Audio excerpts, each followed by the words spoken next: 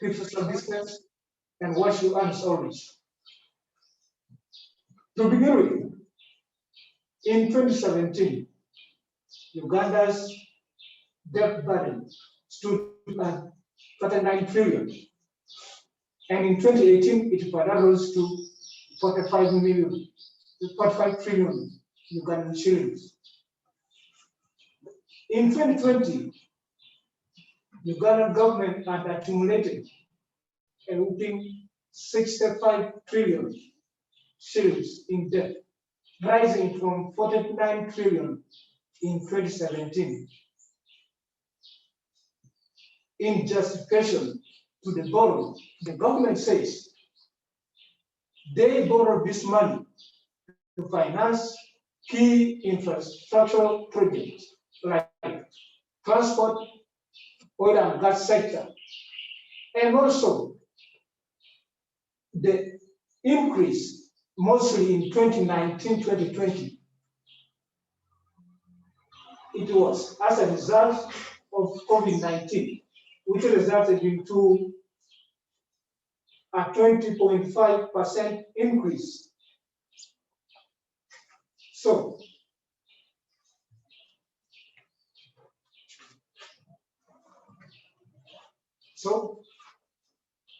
the debt burden that we are seeing right now, with the high level of youth unemployment, lack of accountability for this borrowed money, high level of corruption in the country, do you think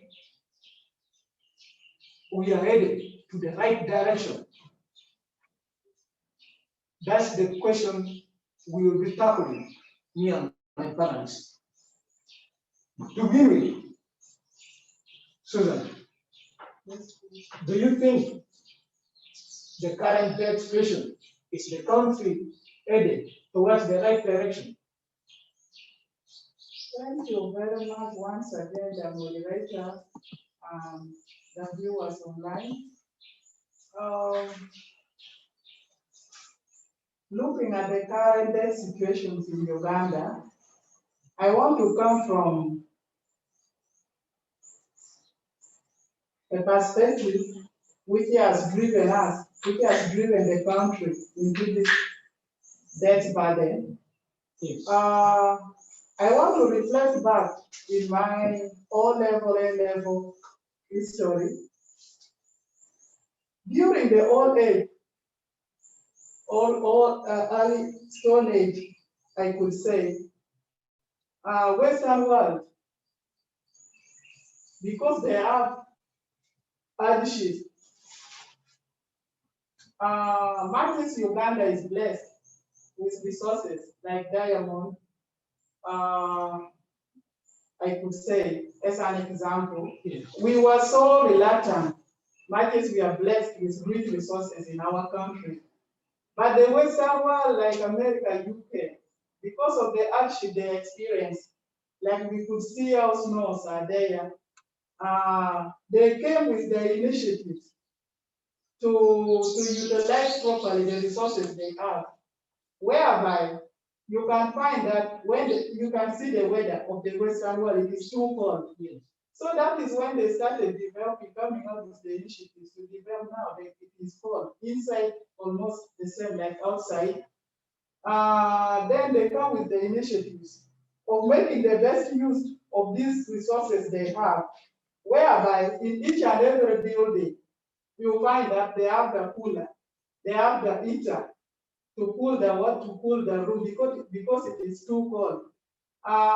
They also have the best initiatives of making sure that all the school-going children, their type of education, they use practical skills. They train them on practical skills, whereby we have their own people, their own engineers where they can manufacture bridge.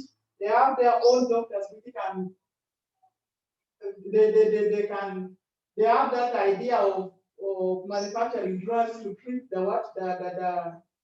the sick people. Yes. So by then we were so reluctant when we were seeing these people doing all this. They also come with the initiative of introducing the World Bank, because when they had all this, they were raising enough revenue which could help them to have all these resources, all the money to fund all this. So that one alone, we were so reluctant. And when they had all this, doing all this, they started now coming up with policies whereby they impose on us. By then we were not yet what we haven't yet got independent. So by then they started to have influence over our country. We imagine we have all these resources, but we don't have the policies which could direct, which could help us to work on all these things. So this one alone made the country to rally back and to remain behind, in terms of having enough revenue to cater for their work, to cater for their developmental work. I could say infrastructure, to train their young people, to train people to produce more doctors, more engineers, whereby we can be economically dependent, where we can manage our own economy. So, reflecting on the current debt, I could see, I can set an example. First of all, a debt itself, all what push the government to go for the debts, that is when the government is running deficit of what? Like I could say, set an example. Right now we have the country is hit with the pandemic coronavirus. This one alone can push us to go and borrow. So the come, we are not what stable, we are not prepared, we are lagging behind. So this one alone made the country to do what? To run for this. I want also to give an example of when in 2015, 2016, the issue of the Global Fund, which was misused by the office of the Prime Minister, the Northern Uganda, that money was meant for Northern Uganda for the people who are to buy medicines for the people who are affected with HIV/AIDS. That money alone was misused. If you could see such of money which are brought meant for this and they diverted, that one alone push the country back. Instead of solving the problem, the money is meant for someone misuse the money, and that one alone also push the country back and make the country more to instead of closing this gap, and this one is meant for this again, you have to go and look for another resources to come and fill this. Let me first stop there. Okay. Now, Speaking from where you left, looking at the 2015-2016 scenario, Regan, do you think the current debt burden is because some people are mismanaging their offices? Is it as a result of abuse of power? Thank you, moderator, our viewers there. Uganda, like another country, must take care of its citizens. Yes, that's true. And as you look into our Constitution, Article 109 allows the country to borrow money for financing several government projects. Yes. Some of the projects it is financing is education, infrastructural development, security, disasters like for the case of this pandemic. COVID-19, yes. Yes, it is not bad for a country to borrow, and a debt is not an elephant in the house. But it becomes an elephant in the house when the government fails to service it, to pay it back. As per our situation, we have been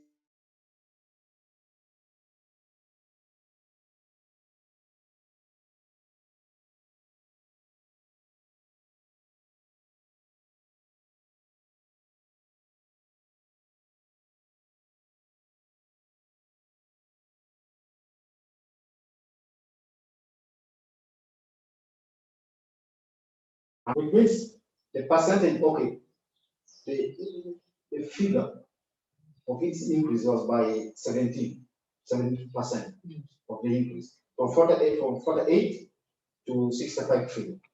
Now that one shows us that something is happening somewhere, either positively or negatively.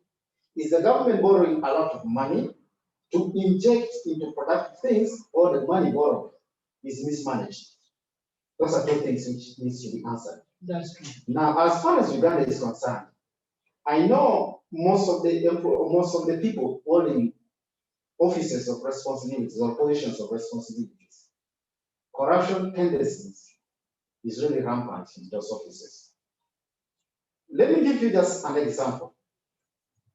When you look at the money which was meant global immunization action, your fund, government, what happened to the money? It was swindled. The government has been borrowing money to inject into lucrative projects. But at the end of the day, you realize that most of the programs or the plans which prompted the government to borrow the money has never been realized.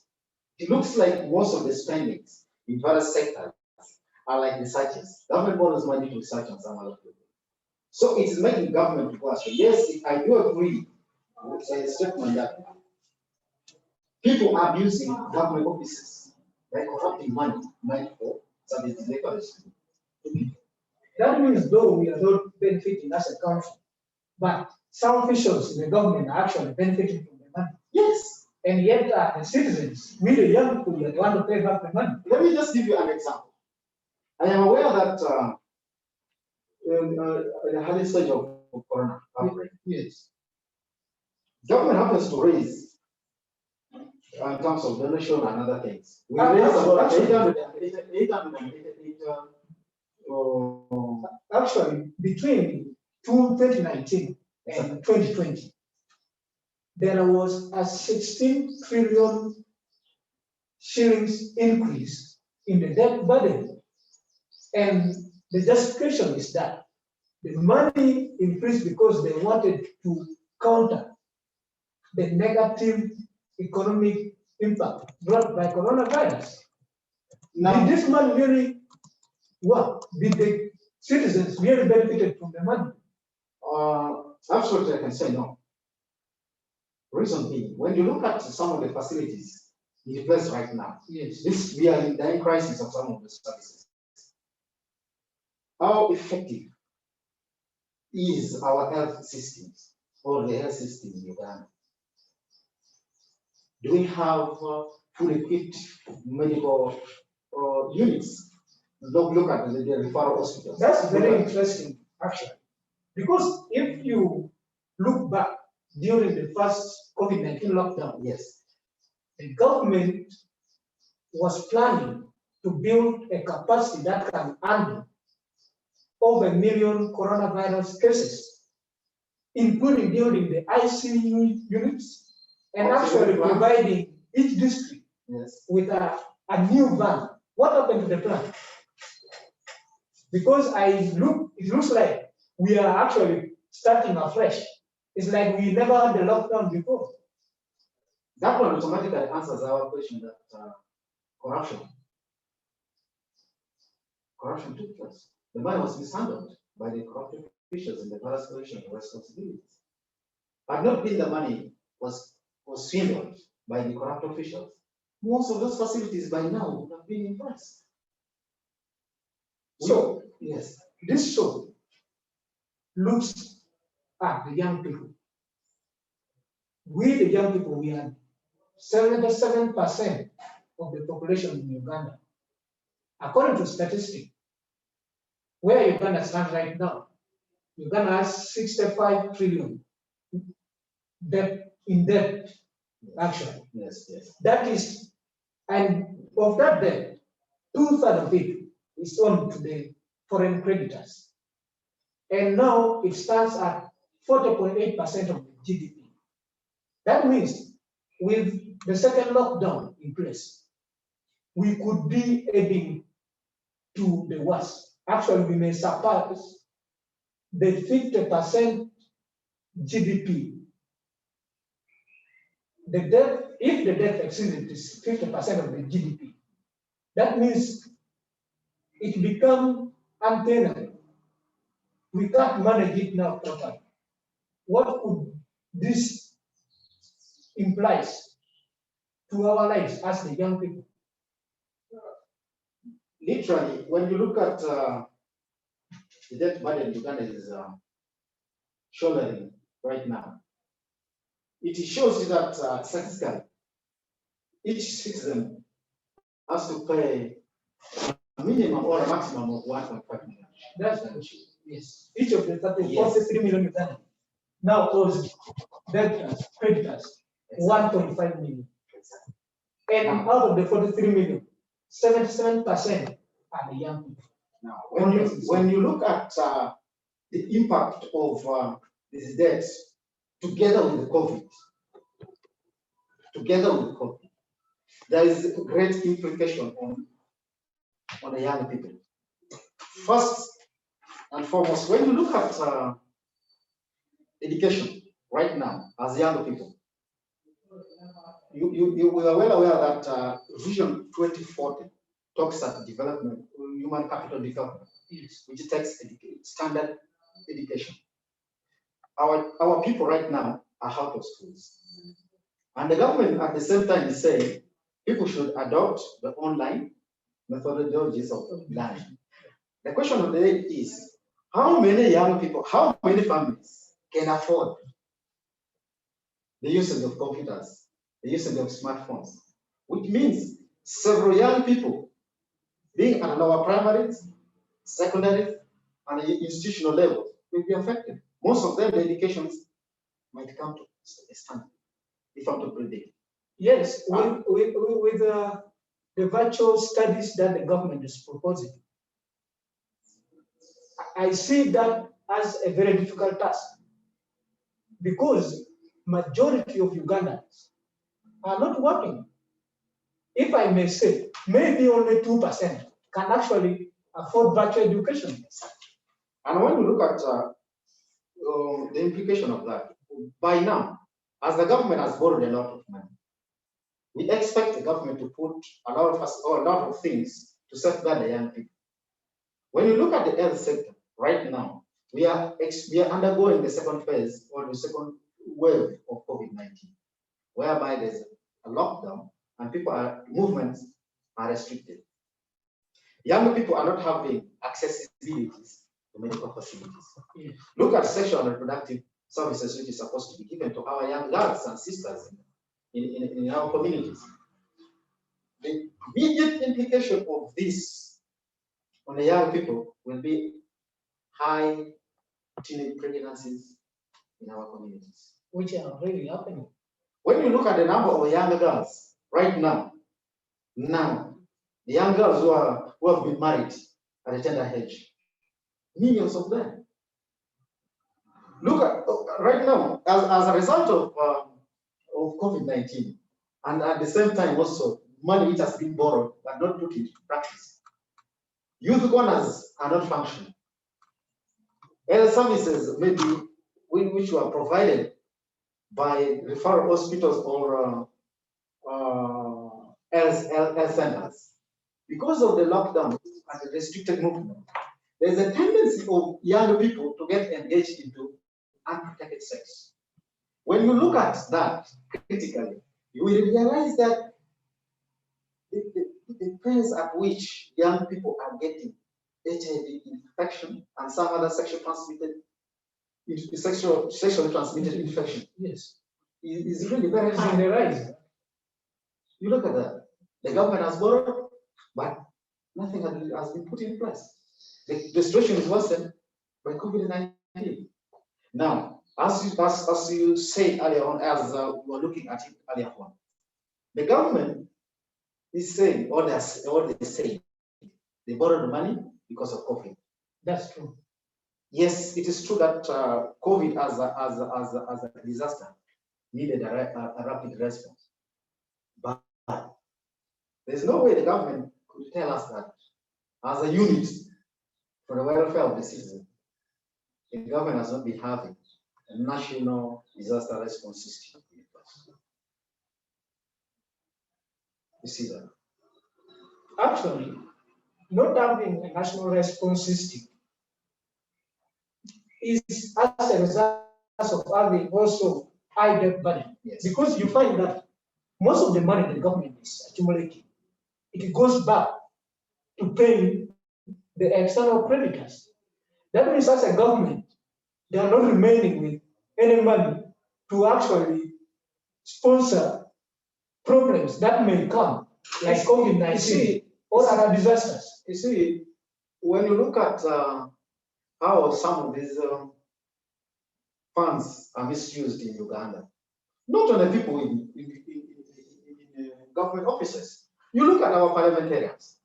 A case in point, in the 11th parliament, these people, they demanded, they approved a supplementary budget of over 150 billion to buy for the legislators their cars. Now, actually, a lot of billions should have been spent maybe on buying ambulances. A lot of money should have been spent maybe on putting, maybe giving hot water to the community. Yes, a lot of money should have been maybe channeled into education. How can a common man in the village benefit from that money, 150 billion? And you also expect that common person or that poor person again to pay. Thank you so much, Regan. If you have just joined us, if you are online, you have just joined us on Facebook, you can also join the conversation as well. We are live on Facebook with #GP Cafe Talk Show or catch us live on Zoom. Back to you, Susan. With what Regan has just narrated to us, do you think the money that is being borrowed, should the government put emphasis more on capacity building of the youth? Thank you once again, Dickens. Uh, Getting back on how I brought in my background, to me, I say yes. Because right now, our country is facing a lot of challenges because of the drastic pandemic. If you could see emphasis on the health system, I can say yes, we are trying. We are trying. Because if you can see the statistic of the number of people the COVID has claimed the life of the people. Yesterday I was reading, it is in America, it is now 600,000 people who has lost their life to COVID. Yeah, close to a million. Now, if you can see, they have all the facilities, they have everything it takes to save the life of their people. But still, you find that COVID has still played much of those lives. And you see in Uganda, as per yesterday, we have around 460 something who has died of COVID-19. To me, I could say yes, governments should put much emphasis on the capacity building of the young people because we constitute the higher number of the population in Uganda. By doing this, we should change our education system. Much of the emphasis should put on the what? Empowering us, train us on practical skills. We should produce more pilots. We should produce more engineers, more doctors, so that we should own our country. We should, when they say they need to be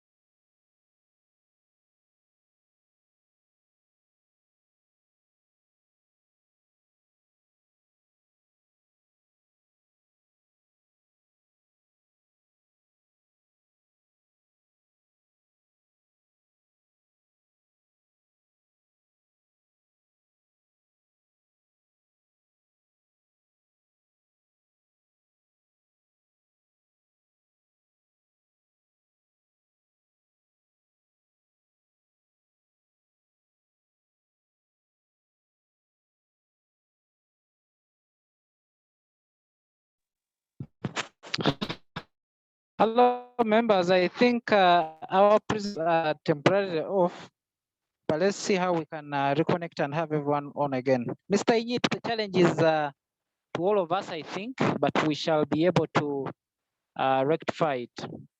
Thank you.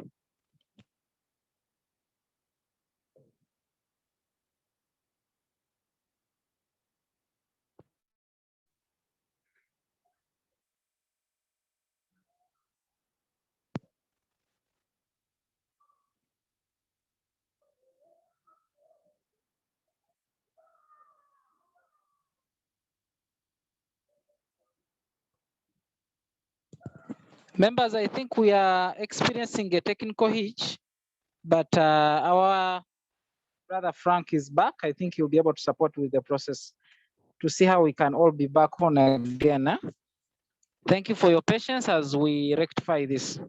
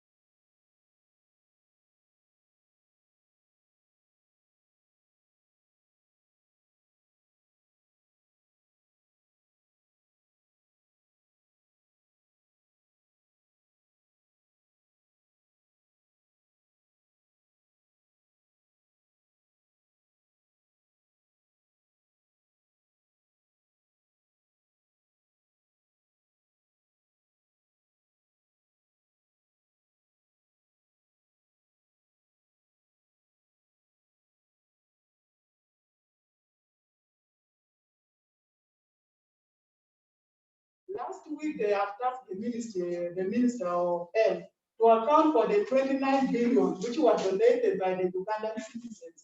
Because if you can see, this second phase has come. Nothing, the money hasn't been accounted. Eh? We waited that this money will be accounted to the public and to the people. Not counting, they are demanded. That is when they came to buy vehicles. But still they did not do it on time. Why do they first wait to be demanded? Then they come and start to say that this money we did a year. I hear saying that 29 billion we bought over vehicles for how many districts and the rest of the nation. That is why I like Nambaja. That even if they were criticizing that, they say no, those people who misuse the rotten portion and pills for people, they are the one complaining that they should do the same. So we all have our prayer. They should consider the life of one. So basically, that is my. So actually, if we didn't have the second wave of coronavirus, maybe we were not going to see the money. Exactly. Maybe we wouldn't know who took the money. Even right now, they have said they have procured these vehicles. I haven't yet seen any. Maybe in my district, it wasn't among the district which are supposed to give you that vehicle.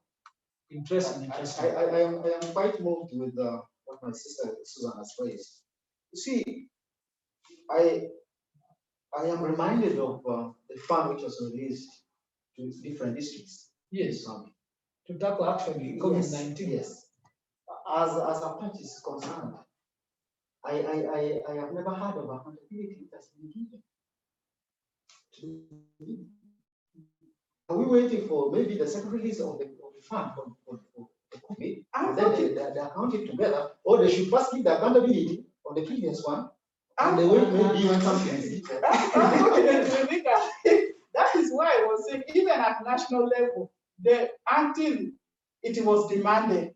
Unfortunately, in a part, we had the chair of the COVID team is the RDC. Yes, and now I could say, unfortunately, she was also vying for her position as a woman MP panel.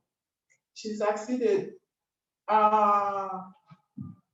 That time, we had so many issues. Everything was drastically. But she wasn't also not stable here because her interest is somewhere else. Yeah. That is why even the issue of food relief they brought in a bag. We never heard of it, but the food was supposed also to come here. Actually, the village task force, I think they were facilitated only once. Now you see. And they lost morale because they were not being facilitated. Yet they keep on hearing the money has been channeled to the district. Up to but now, it's not reaching the now, place where it's supposed to go. Up to now, it is silent like that. For a part, it is silent. We have never had any accountability. Who benefited? Where? What happened? What went where? Is this the kind of people we are continuing to have in place? Matches. We want we want to rescue our country from these bad debts. But if you have this corrupt, this money is meant for this. We have to address this, but you find the money which is channeled to address the specific issues has been misused. The same problem again in the government, still push the government to go and borrow. So looking at that, talking about education in specific, because this is where majority of the youth, that's the stage where they are right now. We shouldn't just look at COVID-19 as a bad thing. Actually, we should take some lesson from the COVID-19 and come up with better ways of managing our education system. If you look in America, if you go for a secondary education is accompanied with some technical skills like building, painting. That means you finish your secondary education, go to the university, and actually you are not just going to sit in your office with your degree, but in case of an event like the one of coronavirus lockdown, you can actually be able to be doing some other small jobs out there like painting, building, that can actually bring some small money into your pocket. Maybe before I forget details, in UK, USA, I'm citing an example. Uganda has his degree masters. If you go there with your degree or masters, whatever you have from Uganda, they don't recognize. They first take you for that practical training skills that we underlooked here. Yes. You first have to undergo their practical training so that you are recognized in their job market. Whether you go there with my degree, with my diploma, but if you don't have that specific qualification they need, they don't employ you. Because they expect a labor force which is actually flexible. You fit anywhere. If it happens that in case of an event within where you're working, you as a person actually, you have the knowledge to handle specific tasks that will be given to you. That's amazing. They can see issue concerning education in Uganda here is a little bit tricky. For us, we are still using the colonial system of education. Yet the colonialists themselves, they have changed their system. Now, we have reached a generation or essentially whereby our model of education needs to be a little bit of practice than theory. That is what we are still lacking. Yes, that's true. However, it is also a challenge in Uganda that most of the people who have academic qualification, very few of them can defend those papers they have. That's calling for two things: having academic qualification and also defending the papers that you have. How best can you join? How best can you be competitive enough to get your way through in the labor market? That's the food for the question for the day for the young people. yes. To the government, I think a new education curriculum has to be developed, which favors the younger people to compete favorably with other colleagues in the job market. other us having those theoretical things, as one of Susan has said, when you go to maybe South Africa, you need maybe to be a domestic one. While here, you're a qualified lawyer. Yeah. Maybe here you're a qualified teacher. But when you go to other countries, you lack this space. They underlook your patterns. So that's a challenging thing. It should not only be done during an emergency, maybe like in this situation where COVID has really challenged people. It should be something which should withstand the test of time. Yes. Yes. Okay, thank you so much, Riga. What does the future hold for the current and the generation, judging from what we see today? Basing on our conversation, we made mention here that we need to change our education system to tackle all this. Then secondly, I was laughing last time when the president was saying he's going to start employing the children of the rich people. That is one of the methods he's going to use to tackle corruption. I don't know where he has brought that theory from. Because now, to me, someone who has a local person, a poor person, who has undergone hardship during her studies, and maybe he or she is from a poor family, has gone all the hardship to finish his oral education. When you give him or her that opportunity to work in that office, I don't think he or she, that is to me, will mismanage that office. Basically, bearing in mind that where you have come, you don't forget where you have come from, what has made you to be who you are today.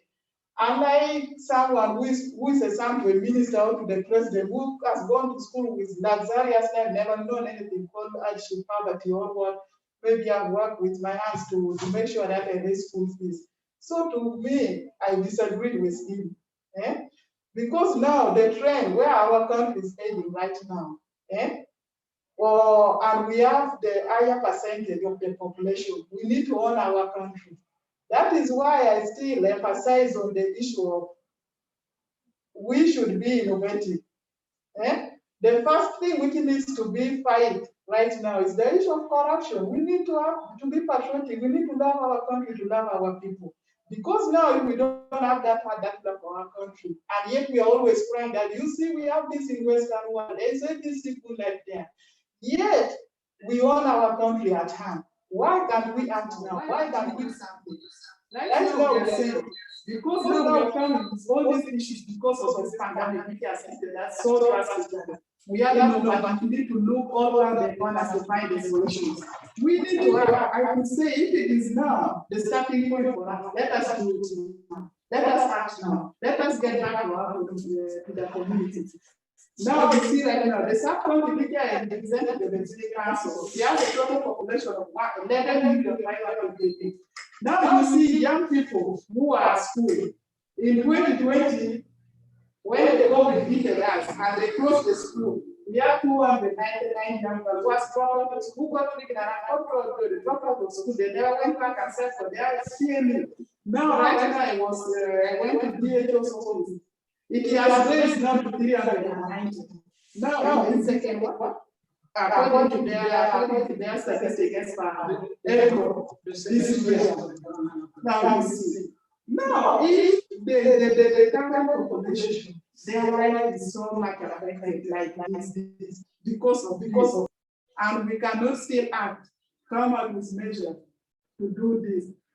These are the things which we could have done a long time ago. Now we are waiting right now. So to me, our country, we need to act now. Because we cannot talk and not change anything. We need to talk because now we have the country at hand. If I say now, even the mindset of our young people, of our children who are at school, we have to talk to them, they should say now, you want to do this, you want to study this. Let us go back to engineers, to pilots, to doctors, to these mechanics. Let us be practical, be innovative, do agriculture. Now you see the climate change. It has changed everything. See the global warming. The young people like you find that someone in the first rain, you see what is happening right now. Everything is destroyed because of global warming, because weather now you cannot predict. Eh?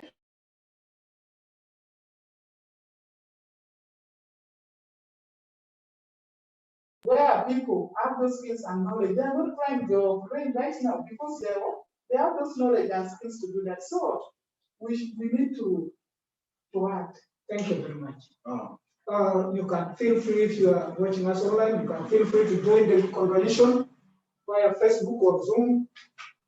It's your platform. This show is for you, the young people. Feel free to share your ideas.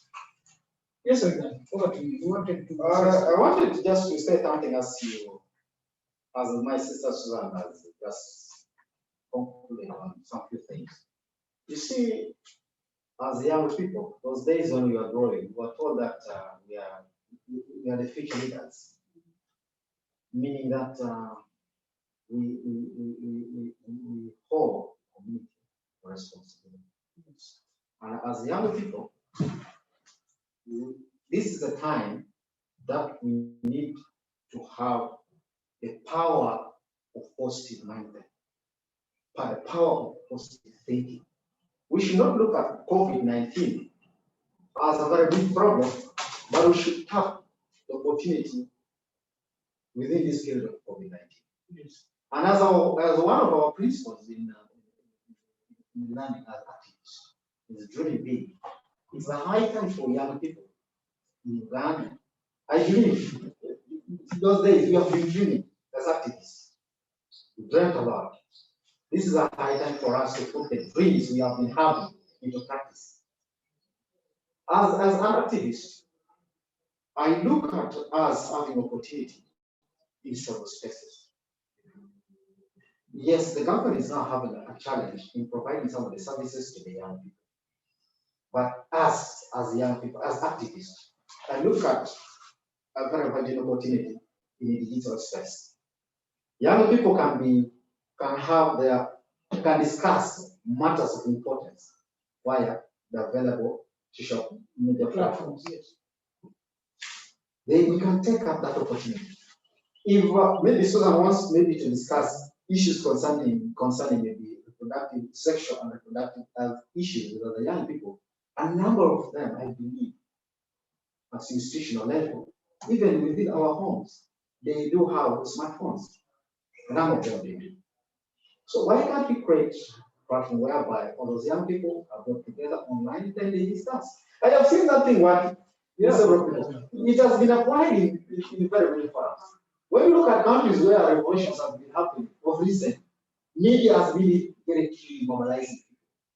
So why can't we use the media, all of those platforms, to solve some of our problems? And as people, as I always say, we have been dreaming. For somebody who has been dreaming maybe to become an international agricultural or to get engaged into agricultural production, agribusiness. It is a high time for us now to put some other practical things right now within our localities. God has blessed us, by the way, with the sun, which is for free. Even if there is lockdown, the sun has not been locked. The air has not been locked. Yeah? Our guidance is already the farm now, the regular that God gifted us. Haven't been locked. Yeah? The technology has not been locked. Why not to buy solar panels? We get our pumps, go to the gardens, we want our farmlands, we produce things, we sell it. To solve some of the challenges which have been posed by the company. That's amazing. If I move within the community, I realized during the first lockdown in 2020, agriculture was a major activity taking place. If you engage most of the farmers right now, you find that before people were buying food at this time, but now people they were engaging in agriculture. They actually had large production that they are still feasting on up to now. So that means we as the community, we as the youth, it's actually our choice to go to the next step. You see, as you have said, human beings will never stop demanding. COVID has posed a great challenge. So, actually, it has caught very many people outside. There is right now a high demand for nutritional food supplements. Now, if that chance is given to us young people, why can't we take it out instead of us looking for the government? Because I am sorry to say that this government of ours is like a whole man in a family, and everybody is looking for that whole man, yet the whole man at the same time is really incapacitated to provide. Yeah, that's true. Which means all children must now look for ways of surviving. For those people who could gather resources to support a family, should come on board. As Susan has said, several young Ugandans have been inventing things which are productive. If they really want to educate them, let them come up. The government also did good at one point to bring some other livelihood support programs. Youth like Talk about the youth livelihood, ways. several. So why can't we also use the little which has been provided to us, such that we solve some of our challenges locally instead of waiting for the national response? And we understand that in agriculture, as we say, the backbone of the economy, Uganda imports several products. Yes, for us, we are involved in producing, and we export for those products to be processed and again brought back to our country. And when it actually more expensive. Yes. Now, why not us to change from producing raw materials and we get engaged into product or processing processes? We have to produce and process and sell it at I think even if we process it locally, time will come that we shall scale some of those things.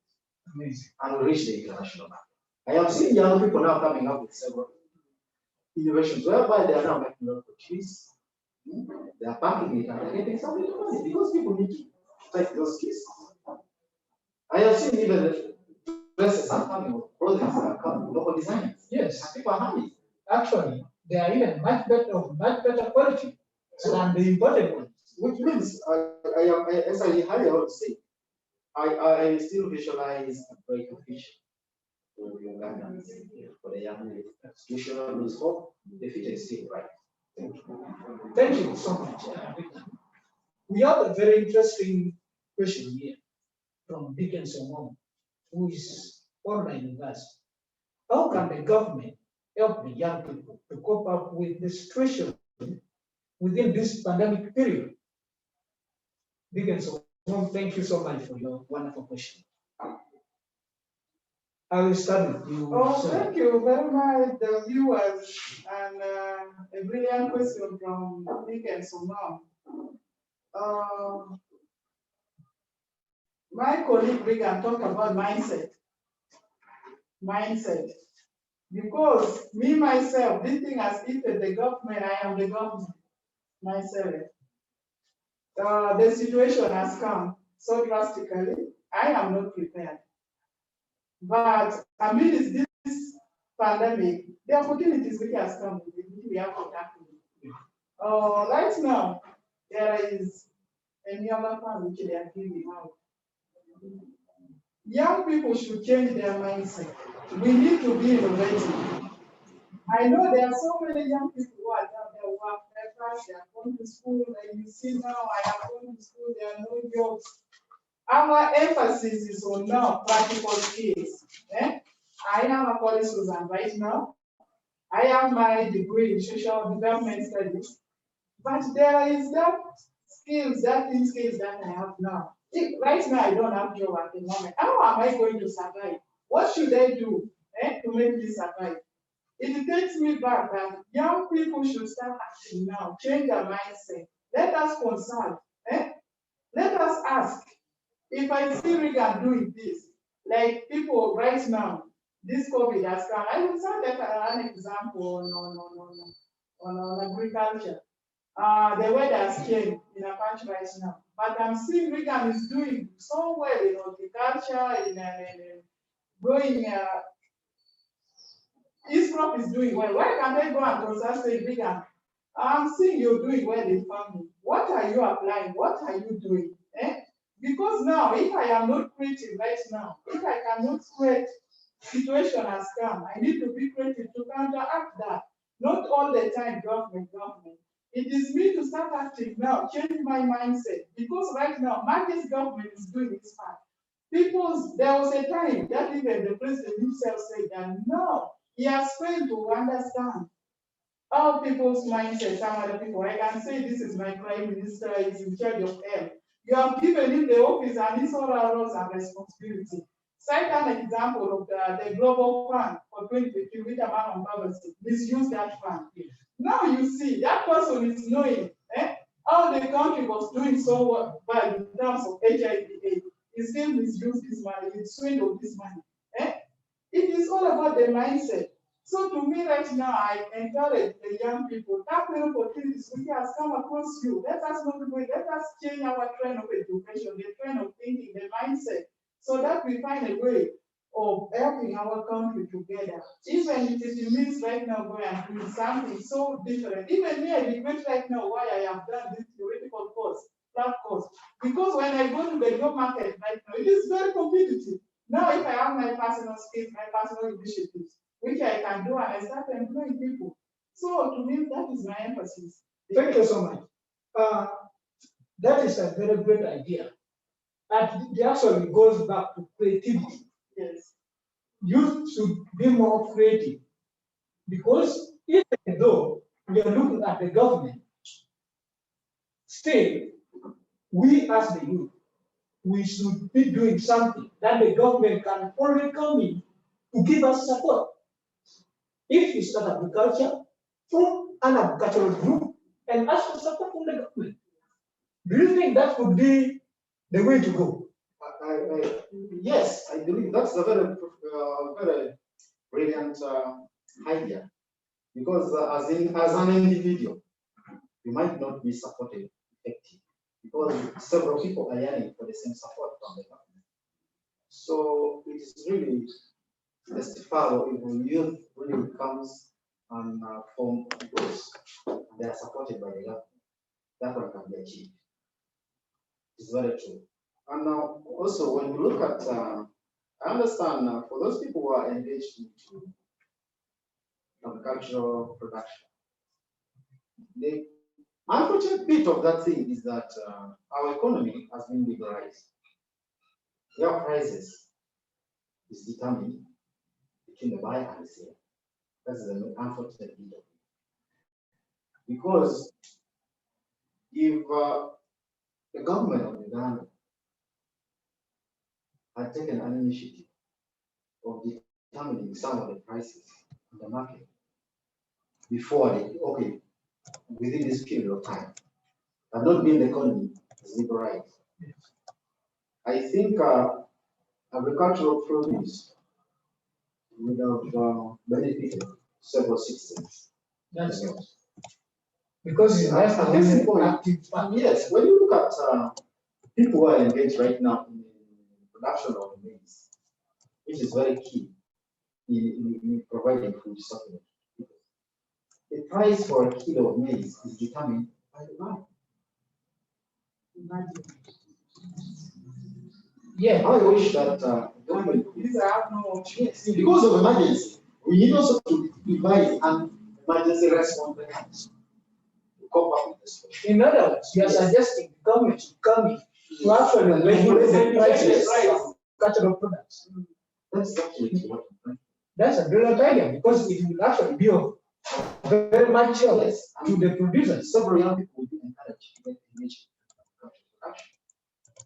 I wish the parliament could react And they regulate. and regulate some of the things. That's true. Thank you so much, Gina.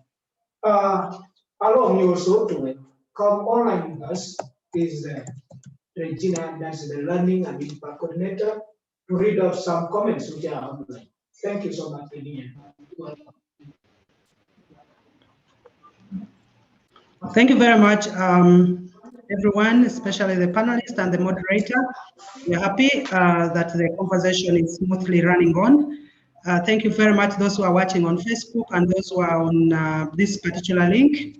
We greatly appreciate your time that you've sacrificed to be here.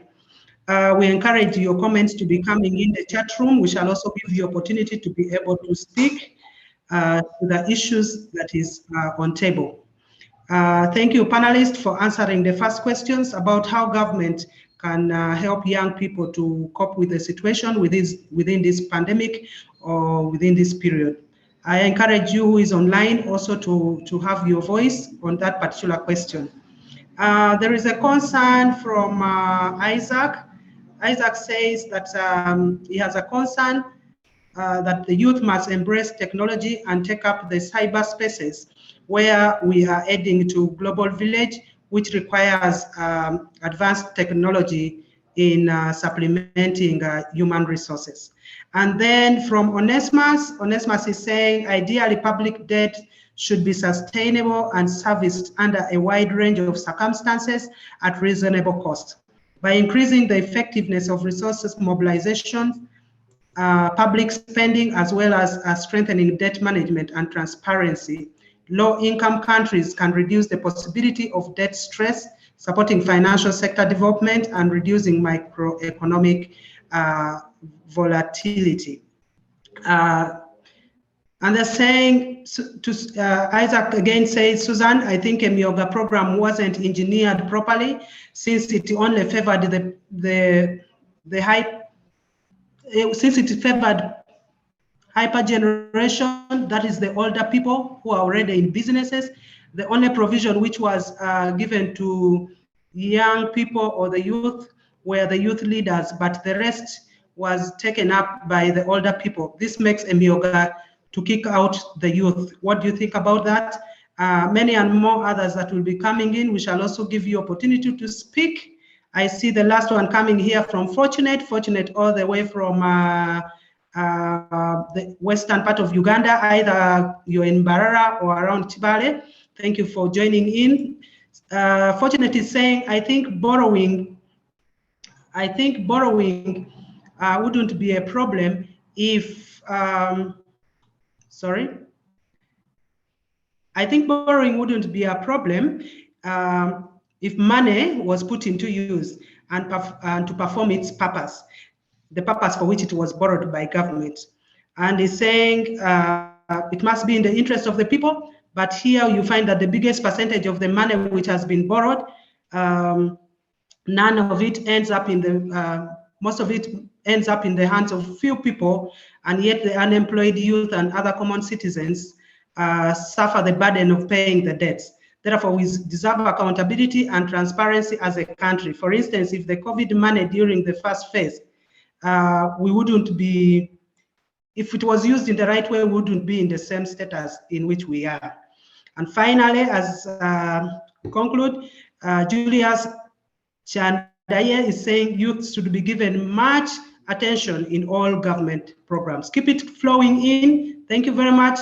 As we get back to the panelists to give their opinions, in the next 5 minutes, we shall be able to open up the forum for those who are online to also give in their points of view.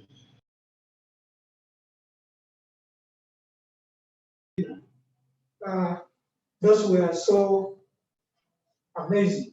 The comments, your comments online, we do appreciate you being with us, and we are happy to know you are listening to us and watching us live. As we conclude, I want to give you 4 minutes to run through and also the possible solutions to this current debt burden that we have, and also what do you think the youth should do in order to fit in the current situation? Susan. Thank you very much, Dickens, and the participants online. Thank you also for your brilliant comments. I salute you all. I want to get back to Isaac's. It's Isaac's who talked about in Yoga, which is not favorable him or other people. To my knowledge, I know in Yoga Farm there is the guidelines. It wasn't specific, like I could say this is meant for young people, like useless people, not meant for women. In Yoga Farm, the only way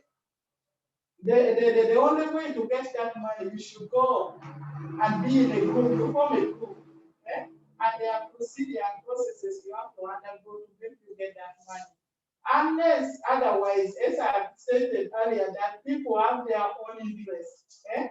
Like in my district also, we have so many issues, but when they know that you know what you're doing along the way, there are so many people which were corrupted because you find that you form a group, they tell you we need such and such amount. So that one along the way discourage most of the people. I could say, Isaac, you're right. Maybe that is how you are unfavored because people have their own interests. Eh? Because now for you like me, I want to start a business. I don't have money at hand. Yes, I know there are processes and procedures which needs money all along the way to process some other documents for this. But we also had that issues in Apache whereby they were getting money from people. Imagine people from the villages, these people they need money, but again they were demanding too much from them. But when we learned this along the way, we intervened and the issue was sorted. So to me, I was saying, according to Imiaba's guideline, it was free for everyone. The only for the requirements, it needs you to be in the group and you apply for the money. And right now I can say people are getting money. Unfortunately I don't know which district guys have come from, but still, my emphasis is the possible solutions to avoid these bad debts. It is the government and we, the young people, who owns the larger number of the country. We should change our mindset. We should start taking positive mind and engage ourselves in things which can help us be productive, which can help our country to develop. In other words, I could say, even right now, me as a parent, right now, I have to start acting now by being responsible. If I'm sending my child to school, I need to give him all a career guidance. Not that my mother has done, she's a lawyer.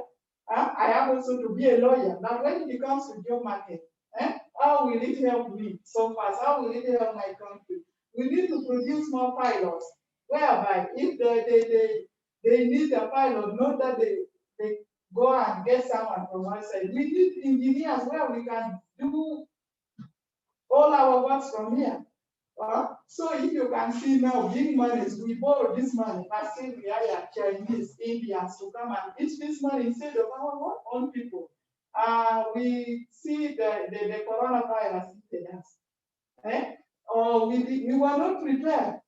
I could say we didn't have doctors to have enough research to counteract on this as soon as possible, as needed. You see, we were what? But I would say the possible solutions to this, we should now change our trend of mindset and think we have to be positive and how our country attack. Let us not lament, we discuss, we go and sit, wait for the government. Let us start acting now. Thank you very much. Thank you so much, Susan. It's so nice to have you on the show with us. Regan, your closing remarks. Yes, Dickens. Before I finalize the presentation. Yes. You see, this period of time is when most of the Ugandans need to wake up. It's a period of reality, because of Uganda. When you look at the impact of the coronavirus together with the locusts, you realize that most of the people have suffered. When you look at unemployment rate among the right now, because of this restriction in places, you realize the chances for young people to go and get job opportunities has really been narrowed down. And people are Like, the people are jobless.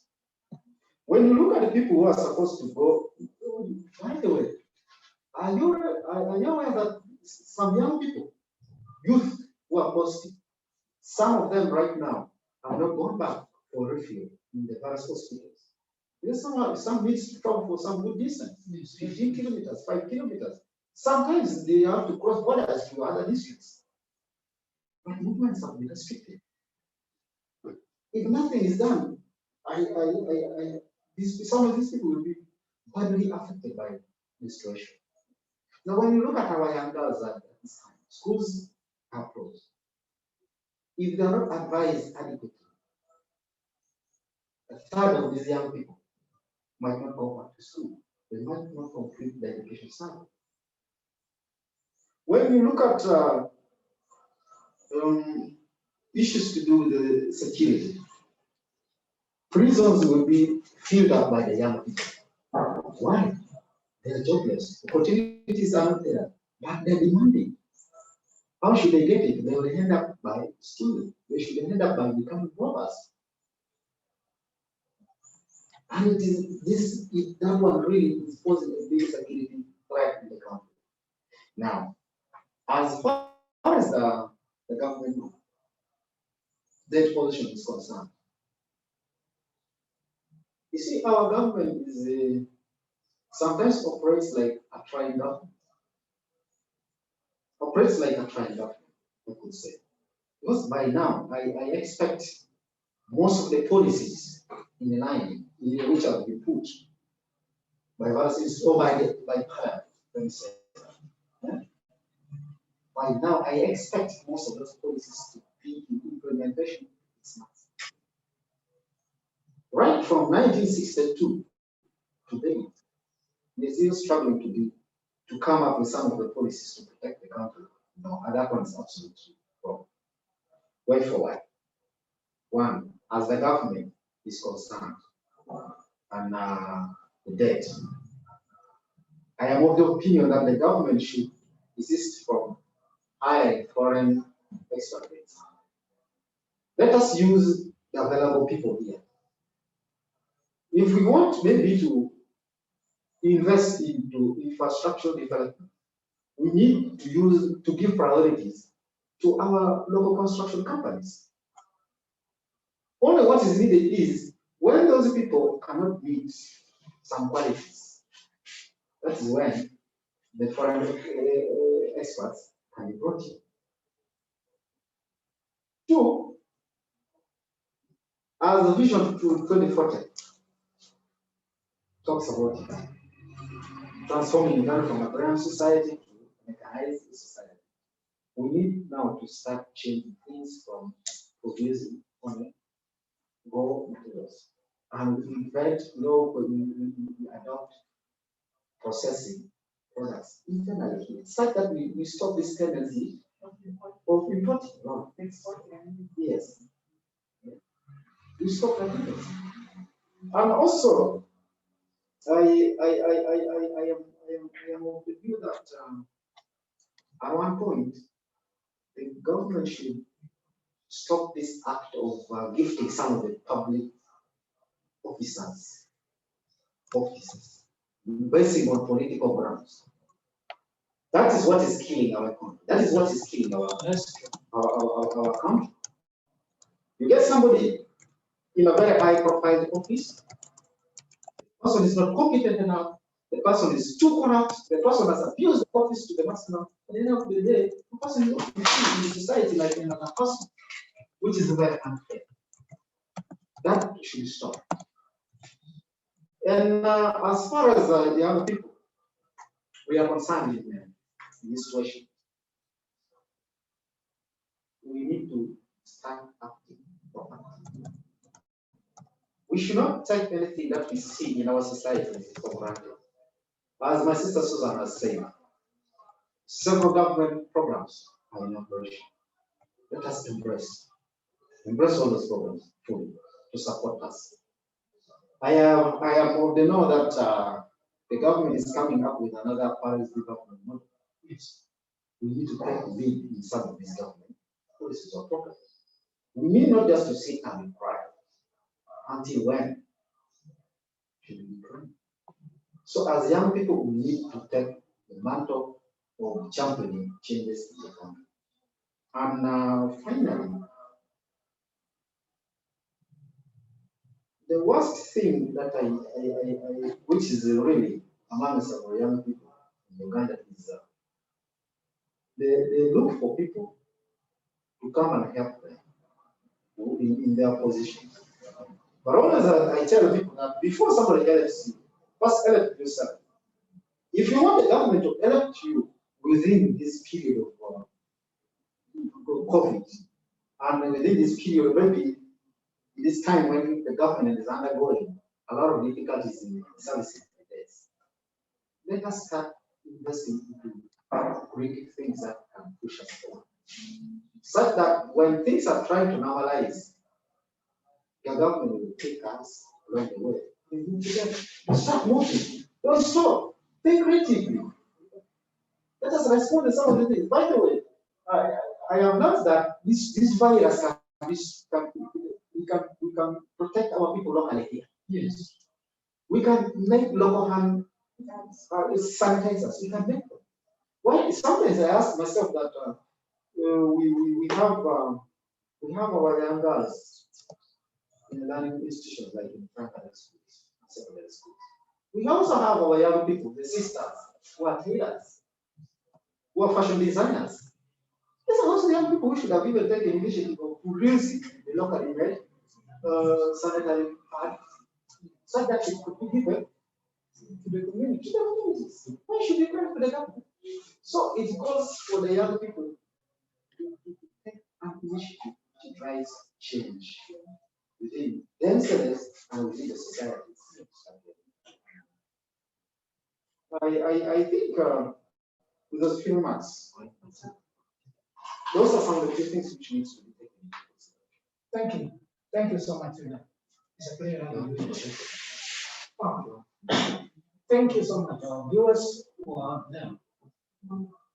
When I look at the government rising their budget, I think, first and foremost, we as people and the government should tackle the most pressing situations. The causes of this debt, one of them is corruption. If we still have corruption in this country, where someone steals public fund and nothing is done about it, and then we won't do away with the debt burden. We need to demand for accountability.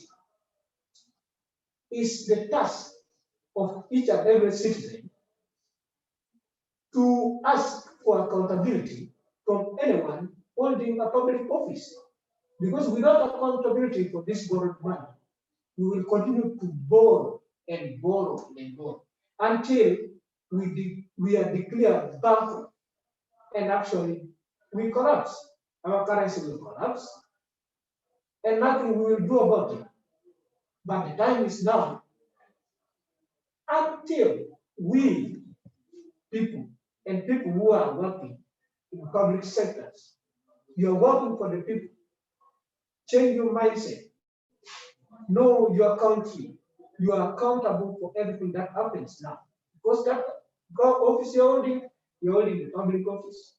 So, if we can join hands together as a family and work towards the development of our country, we can achieve something.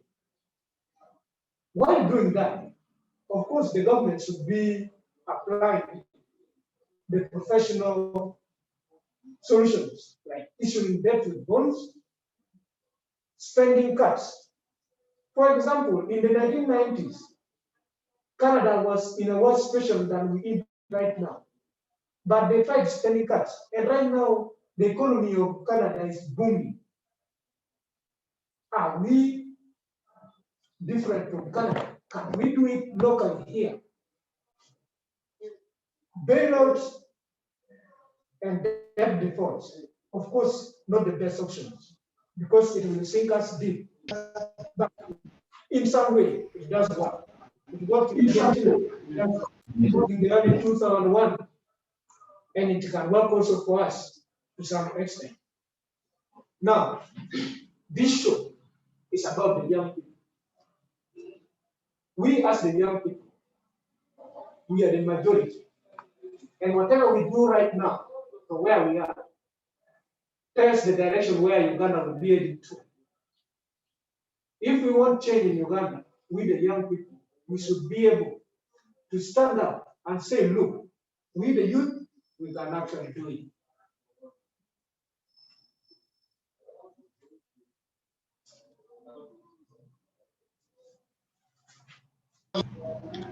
Thank you very much, moderator. It's been a wonderful conversation, but we are not ending it here. We have a few more minutes to go.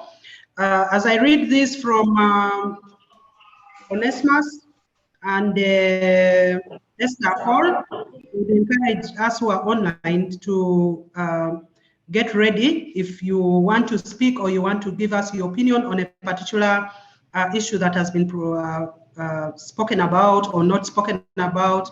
Please feel free to let us know so that you can speak to that.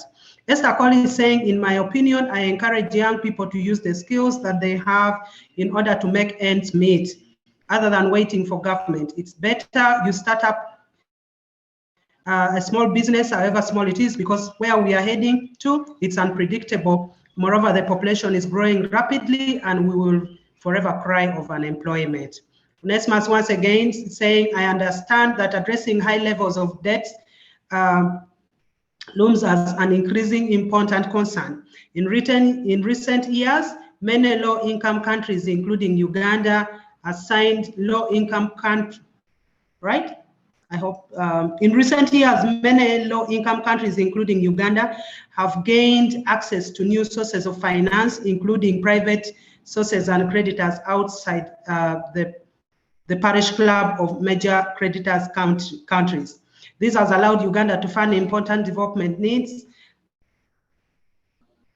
save for a big chunk lost to corruption. However, it has also contributed to growing public debt because there is no control on the limits of borrowing. Now, Sasira Fortunate is saying government should involve the youth before making policies that concern them. It's not easy to solve a problem which you don't know. Number of issues coming up. Those who are online, Facebook and Zoom, please feel free to speak or to let us know that you would want to speak by raising up your hands or writing on the chat room. Sometimes you're using your phone and it's not easy for you to find those options of raising up your hands. You can just give us a notification on the chat room to tell us that you want to say something. Our voices count, so please don't keep quiet. These are our issues that concern us. When we speak them out, we shall pick it up, present it to the different stakeholders for actions. What are your opinions?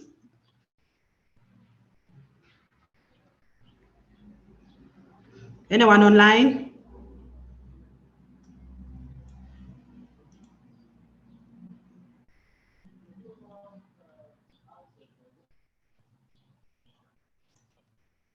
Right. I don't seem to see any hand up. Does that mean those who are online wouldn't want to say something or anything? Dickens, would you want to say something? I see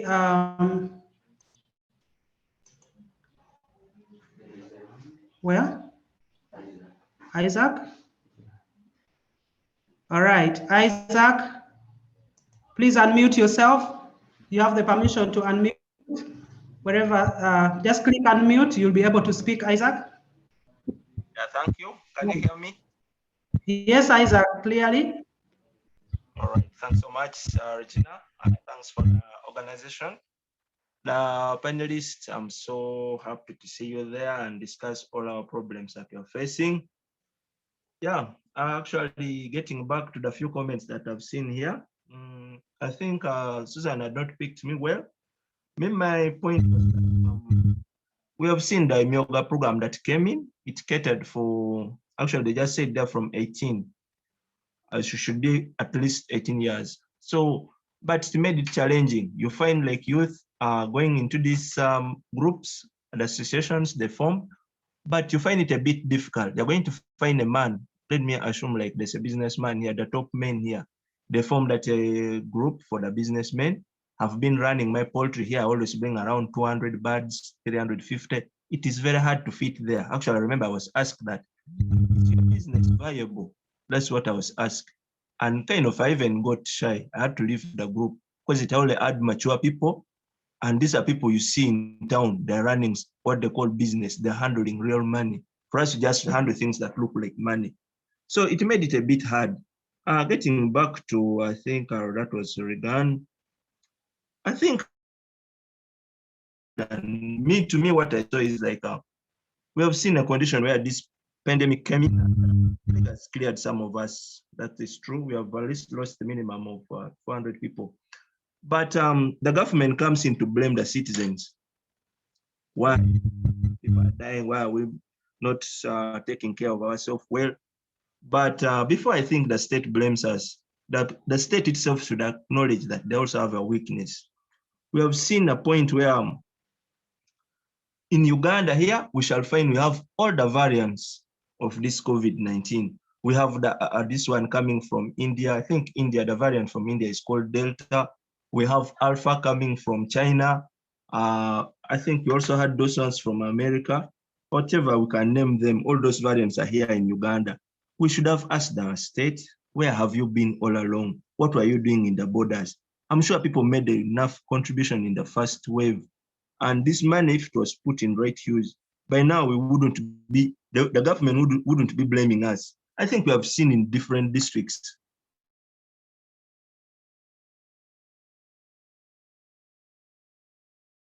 The state minister on social media, where she has put up what they call an apartment, just after this COVID.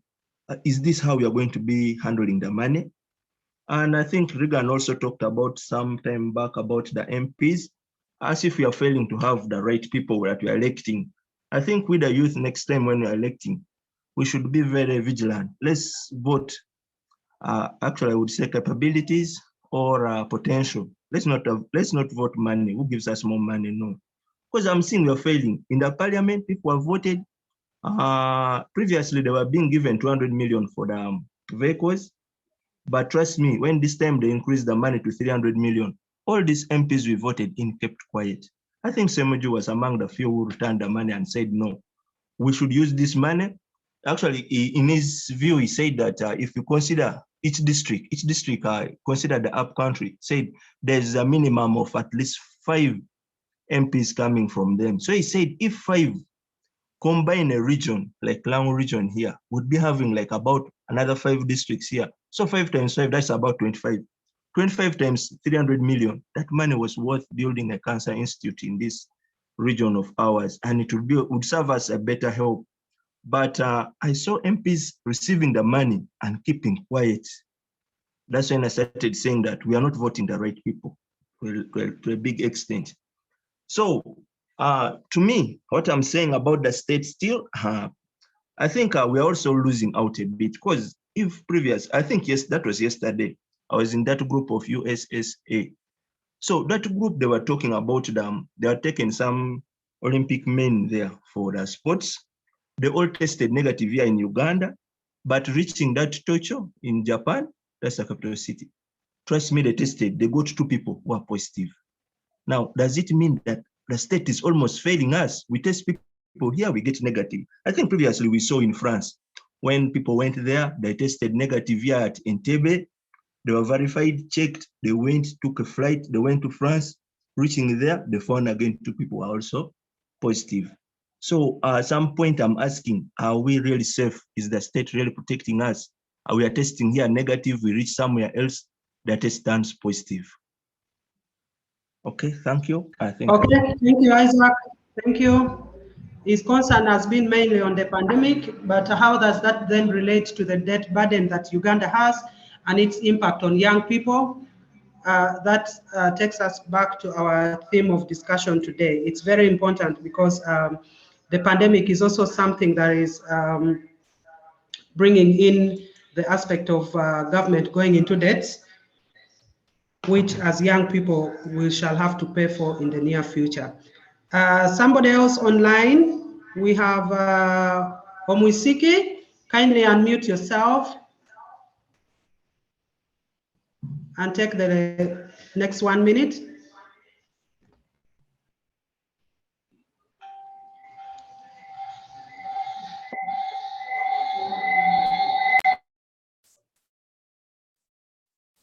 Hello. Hi. Hi, how are you?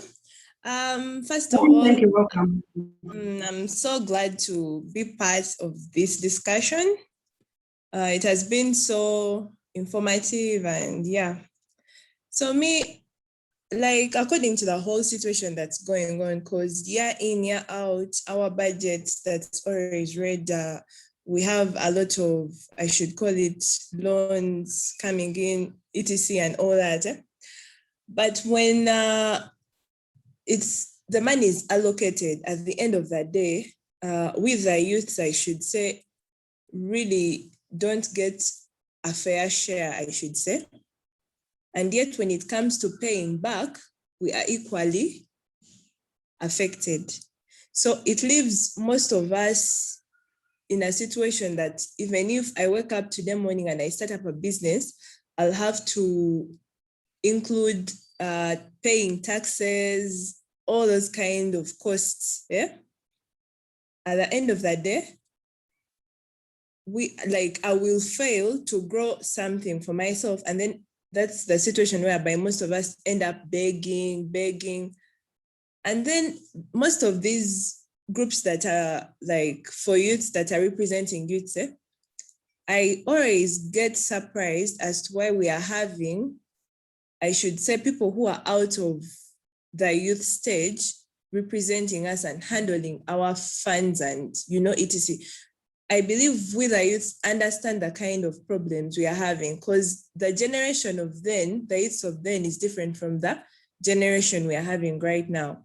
So I believe we should represent ourselves, like the age brackets, right from the grassroots. We shouldn't have people who are out of our age bracket representing us. Most of those have not gone through hardships. They don't know anything. They don't know how to start up a business with 100,000 and generate it and grow it. So I think they should bring it to the grassroots. They should always engage us when it comes to the budget allocation process. Thank you so much. Thank you very, very much, Joe, for those insights we've taken in, and we shall pick a leaf from that. Do we have any other hand? We are coming to the end of the sessions. And it seems we don't have any other hand.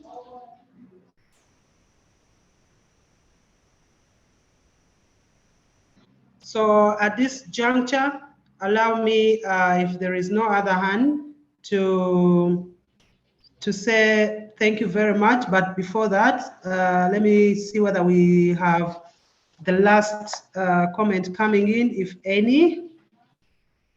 I don't seem to see any hand, but most importantly, we want to thank you on behalf of the Global Platform team, the panelists that have been in the house, the young people that have been online on Facebook, and those who have been on Zoom. We are very much grateful for these discussions. This is our weekly event that we are going to be undertaking every week. Feel free to contact Frank Biaruhanga or myself or David Nyaribi, or whoever you know within the platform, or through the leadership of the Activista Network, the Debate Council, the Feminist Movement, and all the movements that we have within the young people that we work with, to express your interest when we post any theme of discussion for next week. We encourage every young person to participate, to register and participate. It's time for us to voice out our issues as young people. It's time for us to speak to the issues that affect young people. Otherwise, we shall not be able to influence policies and programs. We've seen a number of things, or a number of issues taking place. The priorities of government may not favor young people unless we harden on them. So it's high time we woke up and spoke to these issues as it is. Right here is the moderator. I would love to invite him to close this session and wish you all the best. See you in our next bulletin, which will be also next week. We shall announce it online or the different platforms that we have. Dickens? Okay. Thank you so much for being here with us today.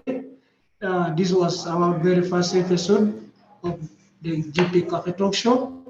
We look forward to having as many youth as possible in this show.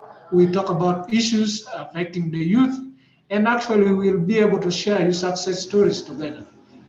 In this coronavirus lockdown period, we don't want the youth to be just there seated. We want you to engage in each and every activity that can change your community positively, not negatively.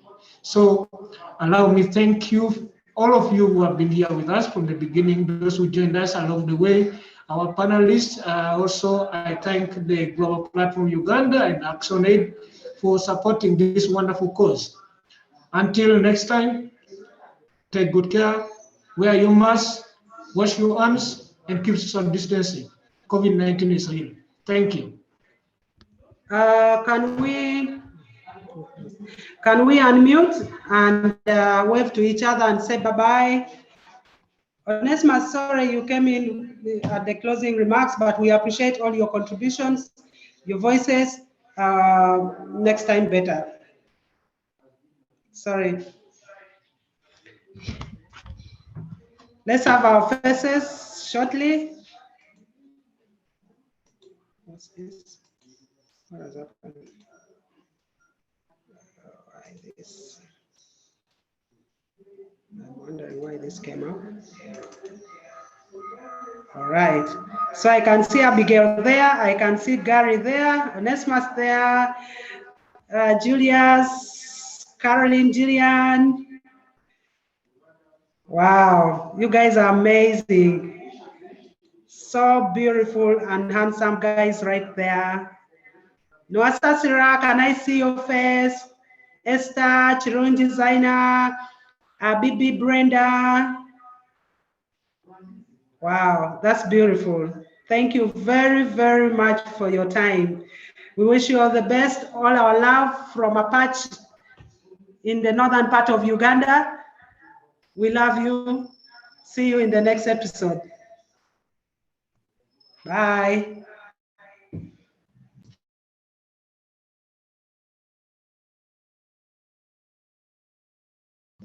Frank, you are unmuted.